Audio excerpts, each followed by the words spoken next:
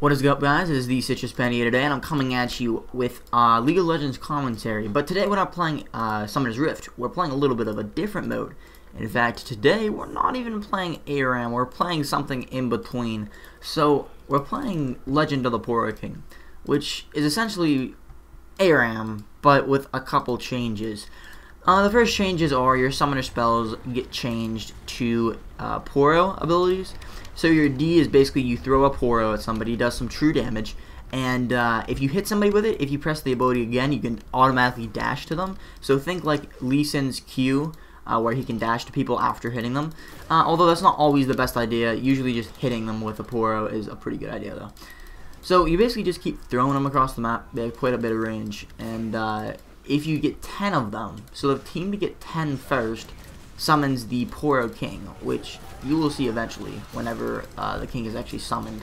But I don't know if that will be soon or not. They've got 3, we've got 2. Effectively, whoever gets it first, think of it as a large siege minion, and the siege minion can do not that much damage usually, although it can do some damage. It is usually just meant to be basically a huge siege minion. It takes tons of damage to kill, and it's good for pushing down turrets. Early game it's not as good as it is maybe later game, but it depends. As long as you're kind of there with the Poro King, it's a lot better, because if you're not there with it, then it's a lot weaker.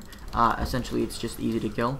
But then your other summoner spell, which is your F, changes to the king. So if the Poro King is on your team and he is on the map somewhere, all you have to do is press F and you automatically teleport to him. So that's one way to get across the map, but you need to have the Poro King activated for that to even happen. I'm going to go ahead and use my W there. I am playing Talon, as you see, with a Renegade skin. This is one of the skins I got whenever I was trading mystery skins with one of my friends. So, yeah, there we go. It's not the, I don't know if it's the best Talon skin. They definitely, like, made it better whenever they were doing texture reworks. This thing used to look pretty terrible, but it doesn't look that bad anymore. I think it looks pretty cool, actually. We've got a Poro Sejuani, a Poro Rider Sejuani, which is cool. We've got Janna, and we got Teemo, and Gnar, who is back at base, and he's coming back now. We got the Poro King first this time. So as you can see, when this guy drops from the sky, this map, by the way, this mode has been out for a while. I just haven't like actually made a YouTube video of me playing it. There's actually like, an achievement kind of thing going on with this mode. Like if you get enough of certain things, you actually get like a Poro King icon. Like the Poro icon is easy to get, but the Poro King icon, there's actually like a lot of cool things you have to do, and the game wants you to do before you can actually do it. So I'm going to go in there, get a kill, try to escape out of there, and I get it. So essentially, this is ARAM, but with a couple twists that make it pretty fun. The king keeps on throwing out the Poros in the circle around him, and I think it does a little bit of damage, like maybe like 100, 200 damage, I forget exactly. But the main advantage to having the Poro King is obviously having that huge amount of siege on your team. And can I kill him? Oh, I don't think I can. Nah. I didn't know if I could or not, but I'm gonna go ahead and grab a Ruby Crystal and probably boots, because I need some sort of mobility on this map. But basically, it's ARAM, so anybody who is really good on ARAM is pretty good on this mode. I really enjoy playing Talon on ARAM, especially whenever you get his ultimate, but you kind of have to be ahead, sort of, to be good at Talon on ARAM, because, like, he's a burst assassin, so if your damage isn't really high, then it doesn't work as near as well as it would if you were, like, doing high damage. But there we go, I'm going to teleport and get the kill. I don't know if I really kill steal then, or stole that kill, I don't know. I don't think I did. I'm going to wait for my cooldowns to be up, and I'm going to try to go in on Kog'Maw, but I miss. Okay. But that is a really good way to get across the map. Effectively, it's like Lee Sin's Q, but it's like 3 times the distance, so it's actually pretty dang good. I'm going to go in here and try to get like a... Ooh, I did a double kill? No, I didn't at all. Okay, so I'm going to teleport in there, use my Q. I'm going to try to get the health. There we go. And use my... Ooh, silence. That's pretty deadly for me. Alright, so I got killed there. I think I'll just, yeah, I can just wait in base to get my Black Cleaver. So, the way that I build Talon personally, which I think is a pretty good way to build him, after building him a couple of different ways. I build him mostly with armor pen, like, with attack damage and armor penetration, because it basically lets you melt, I mean, anybody. Like, even if they're really tanky, it doesn't really matter.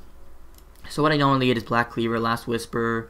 What else do I get? I get Yuzmo's Ghostblade, which is good in a lot of circumstances. Usually I go Infinity Edge just for the damage. And Ravenous Hydra is a good item too. Although on this map, Can you even get Ravenous Hydra on this map? I'm not sure. I think you can. I don't see why not, but something like Bloodthirster isn't available on this map.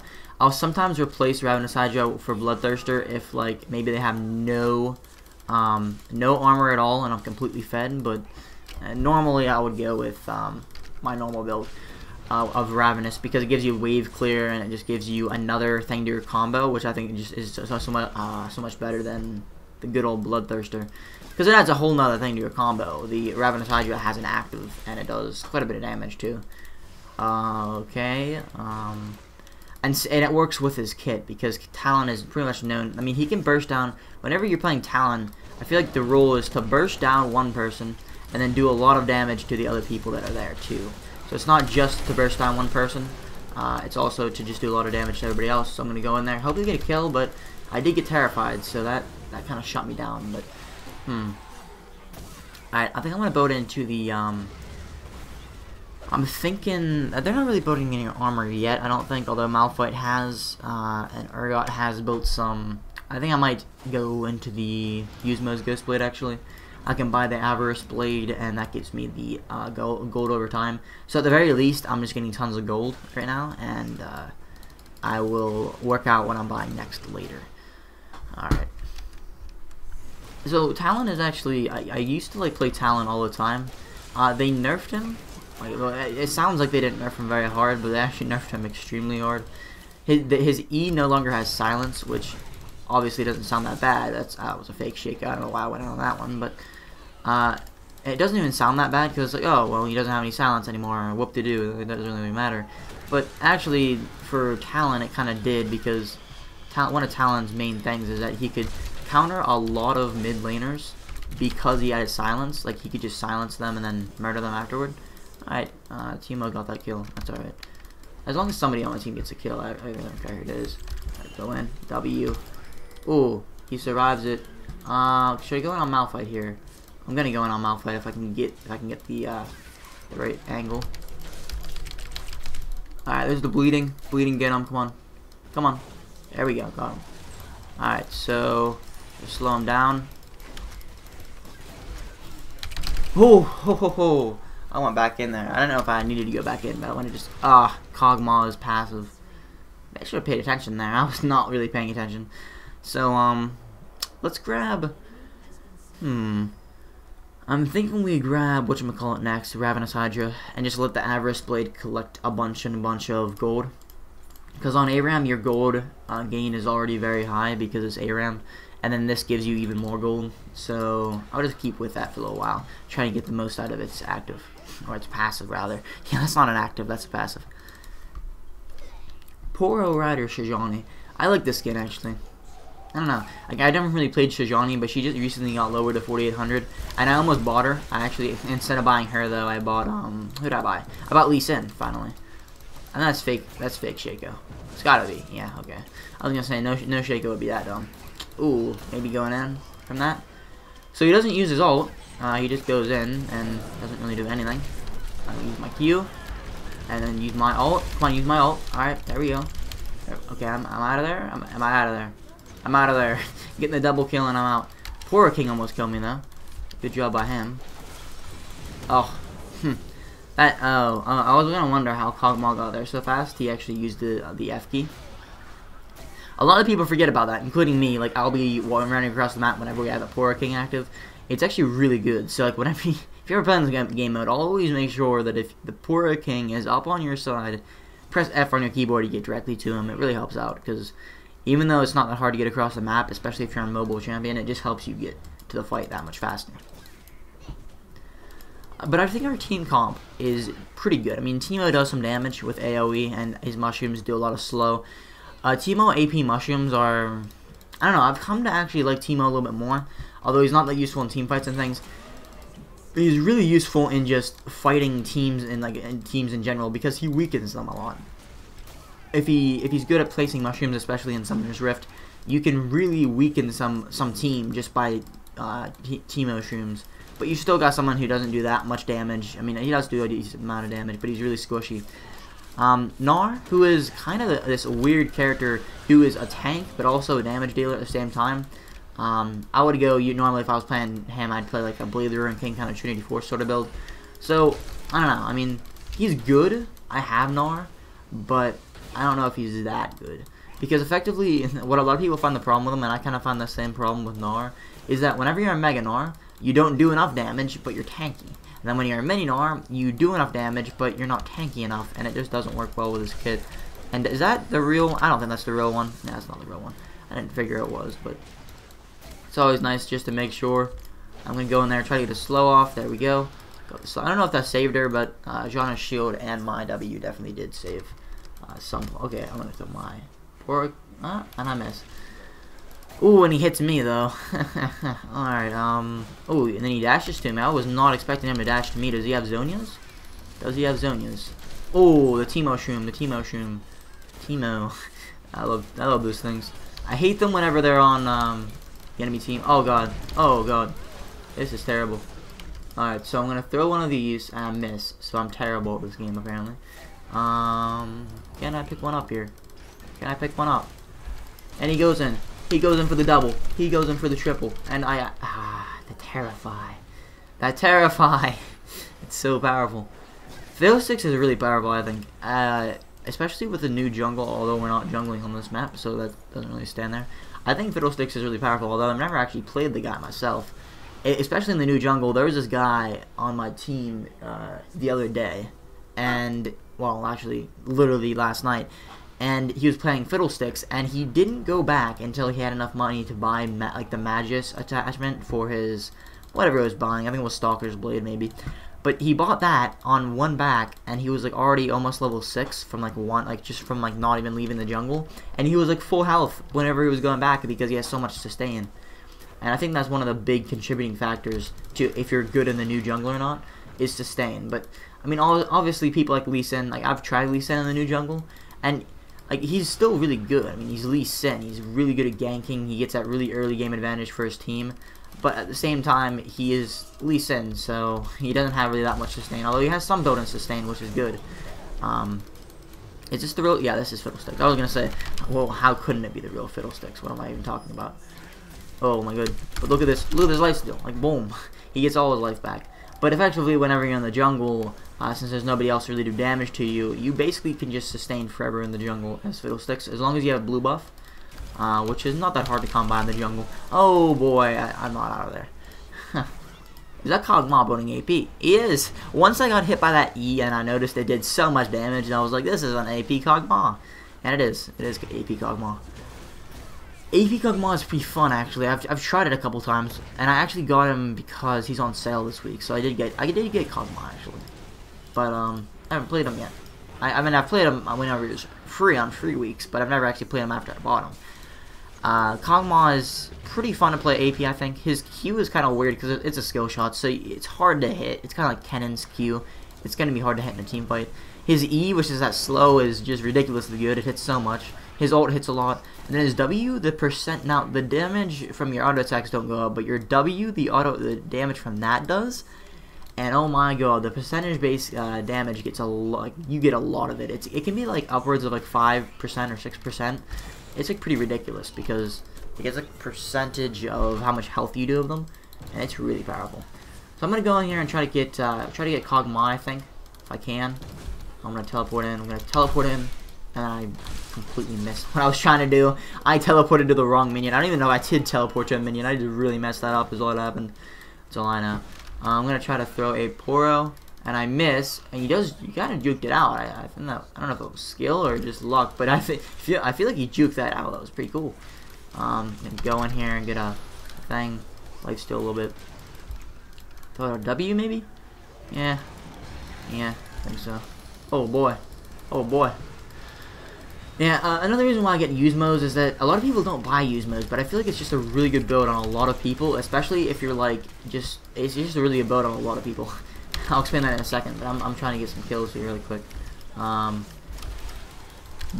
I'm going in, oh, I get it, do I get it? Ah, Johnny gets it. I'm dead.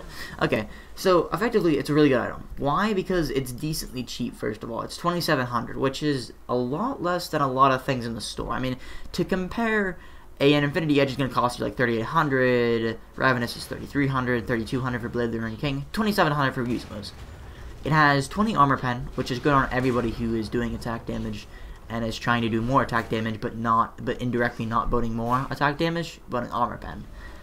So effectively, I would say that gives, if the enemy has armor, it kind of gives you like plus 50 attack damage. I'm not sure the actual number there. It gives you critical strike chance, which isn't that good on everybody, but it just gives you a little bit more critical strike chance, and that can be good in a lot of situations. It gives you cooldown reduction, which is just good in general on pretty much everybody in the game, especially on someone like Talon who uses his abilities a lot to actually do damage. And although Talon is building AD, so his auto attacks do damage, it's not near as much as he'll do with his abilities. And the way that Talon is built, his damage on his abilities isn't the best. Like, it's 130 damage plus 109, but the thing is that hits twice. Every ability that he has pretty much will hit twice, and that's why he's so good in my opinion. So I get that kill, and I'm going to basically Talon on this map is, I think he's ridiculous on this map because he has so much AoE damage, and he can hit so many people. And like his W is one of those Ws that like hits so much on so many people, and it doesn't even hit less. It doesn't matter if it hits the same person twice; it hits the same amount each time, which I think is just awesome. Well, I don't think it's really overpowered. It's just the idea of Talon. You know, that's just how he works. Okay, so I'm going to use my W, and Gnar hits him away with his ult, which is a questionable play, but I think he was just trying to disengage from the fight. I just got murdered. That was crazy. So Fiddlesticks to break down what just happened, if you were confused, because I was almost confused there for a second. Fiddlesticks terrified me.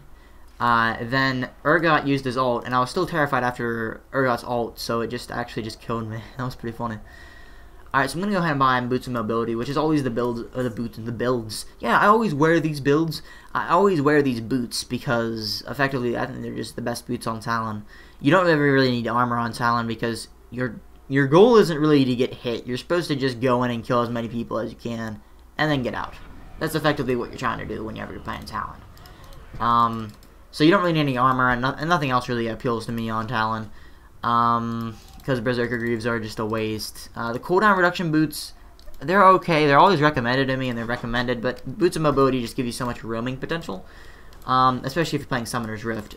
And the last item I'm going to get is going to be Infinity Edge. I always get usually Infinity Edge last, because it just gives you a huge spike of power at the end. It's a good item, and I'm going to go in here, do as much damage as possible. Oh, he interrupts me. And I'm dead. I'm dead, I think. Yeah, I'm dead. Yeah, that was a really, really good play. Although I don't know if he actually meant to do it. I probably could have killed every single one of them. Not saying that maybe not Malphite. Malphite's probably too tanky, but I could have killed everybody but Malphite in that fight. What happened was Malphite actually used his ult on me, which I'm not sure how he pulled that one off because I was invisible. But I guess he was just aiming for the stars and he happened to hit me. So that was pretty good luck on his part, or maybe he just knew. Maybe he's just he can just see invisible people. But effectively, he saw me when I was invisible, used his ult, and then Fiddlesticks took that opportunity to terrify me and then use his abilities. All right, so Infinity Edge is not recommended, so I gotta go buy it myself apparently. But Infinity Edge is just good on Talon, I think. I mean, it gives him tons of damage, attack damage. His critical hits hit so much more, and he has a more critical strike. And his critical strike isn't that high to begin with. I mean, right now it's 15%, but, you know, it's going to be a little bit higher. It's going to be like 40% whenever I'm done with all my items. So, it's not bad. It's definitely good to have some crit chance. And since it's like 40%, usually you can kind of hope to have at least one critical strike in your combo. Possibly even like 2. So, you can do quite a bit there. And I'm going to get Quadra kill. Did I get Penta? Did I get the Penta? Just a Quadra. Okay. I wondered if I got Penta, but I didn't. Alright, I've actually gotten, like, maybe, like, 2 or 3 Pentas, well, probably, like, 5 or 6 Pentas overall, and probably, like, 3 of those have been on ARAM, because it's kind of easy to get a Penta on ARAM. Not really easy, but it's easier to get a Penta on ARAM, because it's all revolving around team fights. And if you're playing a person like Talon, you can get Pentas pretty easily. I've got one as Kennen, one is Talon, I don't know what else I got one. I think I got one as like Sona or something, which is ridiculous because like what Sona getting the pentakill, but yeah, I got one on Sona on this map. I'm pretty sure. Ooh, the Zonia's coming out. We're just going for it, I guess. I tried to go for it, but I was trying to kill people at the same time. Yeah, I think we won this game. I don't know. I mean, there's not much they could do to bring this back. We have not got even one of our towers pushed. In fact, they've never even touched our tower. Well, they touched it with like a minion, maybe a couple hits from a minion. I'm surprised they haven't pushed farther. I mean, their team comp isn't that bad. I mean, they got Urgot for 10. Well, Urgot's kind of like this off-tanky kind of dude who he's a weird character because he's not really an ADC. He's more of an AD caster, so he uses all his abilities to do all his damage with AD. And he's building kind of a weird build to do that. He's building more like a tank Urgot, which is kind of weird. But Malphite is pretty tanky, and then I don't know. I just feel like their team comp is pretty good. Fiddlesticks does damage, Kog'Maw does damage. Maybe their downfall there was Kog'Maw building AP because they already had so much AP, and like no one on their team is building AD. It's like Nars, Randuin's is kind of wasted and stuff like that. Because if a whole entire team is one element, so if it's well, not one element, but one sort of attacking it, if they're all attack damage or they're all ability power, it's so easy to shut them down because of the fact that they're all one element. So there you go. That's a game of Legends of Poro, and until next time, see you guys later.